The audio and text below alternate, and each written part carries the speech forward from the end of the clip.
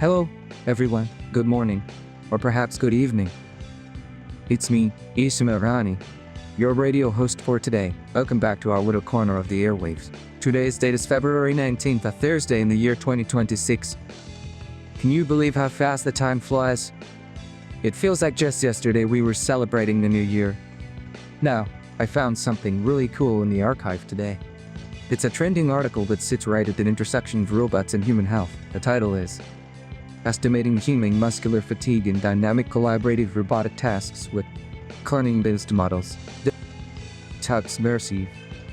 Org 126. 15,684. That's quite a mouthful, isn't it?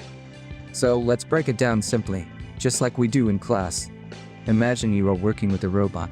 Maybe you are building or maybe you are moving heavy boxes. Robots are strong and don't get tired, right? But humans, well, we definitely do get tired. Our muscles start to ache and our movements get slower. The problem this paper tries to solve is exactly that. How can a robot know when its human partner is getting tired? Usually robots just keep going and going. If the human gets too tired, they might drop something, or worse, they might hurt themselves. Safety is the #1 rule after all. In the past, people tried to measure fatigue by checking how hard the human was pushing against the robot. But here's the tricky part. Sometimes, even if you're pushing with the same strength, your muscles are screaming for a break. So, relying on the force isn't enough. This paper proposes a new method using something called machine learning. They attached sensors to the human arm, called sensors. These sensors listen to the electrical signals inside your muscles. It's like listening to the engine of a car to see how hard it's working. The researchers used these signals to teach a computer program to predict fatigue. They didn't just ask, is the human tired? Yes or no? Instead, they treated it like a progress bar. We tried to predict what percentage of energy does this person have left. This is called regression, and it allows for a much smoother tracking of fatigue. Now let's talk about how this technology could actually change our lives. I can think of 3 amazing examples. First, let's think about factories. Imagine a worker who has to polish metal parts all day long with a robotic arm. With this technology, the robot could sense when the worker's arm is getting tired.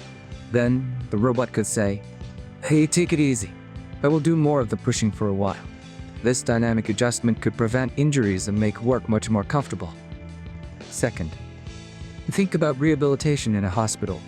When people are recovering from a stroke, they often do repetitive exercises with robots to retrain their muscles. What if they get too tired?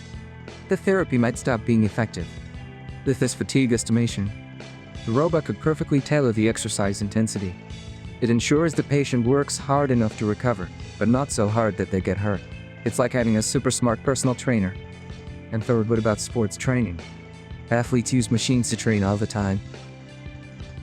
If a smart gym machine could read your muscle fatigue in real time, it could adjust the weight automatically. When we're struggling on this last representative, let me lighten the load by 5%. This could help athletes push their limits safely without pulling the muscle. The researchers tested this with 10 participants doing repetitive arm movements. They compared different computer models, like random forests and neural networks. They found that their models were quite accurate at predicting that tiredness percentage. Specifically, a Bayesian neural network, or CNN, performed the best. And get this, the models worked even when the participants changed the direction of their movements. It means the robot is smart enough to understand fatigue, even if you are doing a slightly different task. So in summary, this paper is about giving robots a sense of empathy. Well, or maybe not feelings, but a physical understanding of human limits. By listening to our muscles, robots can become better partners, keeping us safe and healthy. Alright, that's all for today's deep dive. Robots are getting smarter, and hopefully that means our jobs will get a little bit easier. Thank you for tuning in to Ichino-ani's radio show. Have a wonderful Thursday, and take care of your muscles. See you next time.